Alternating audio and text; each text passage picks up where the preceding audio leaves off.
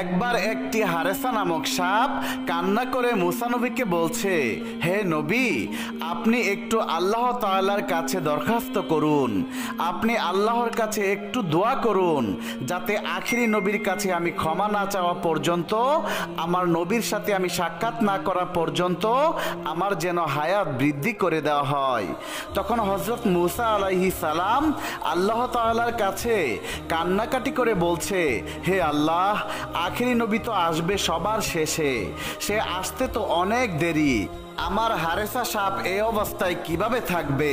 হে আল্লাহ, তুমি তার হায়াত বৃদ্ধি করে দাও। তখন আল্লাহ তাআলা এক গায়বী আওয়াজের মাধ্যমে মুসা নবীকে জানিয়ে দিলেন, হে মুসা, আমি তোমার দোয়া কবুল করে নিলাম, হারেসার হায়াত বৃদ্ধি করে দিলাম।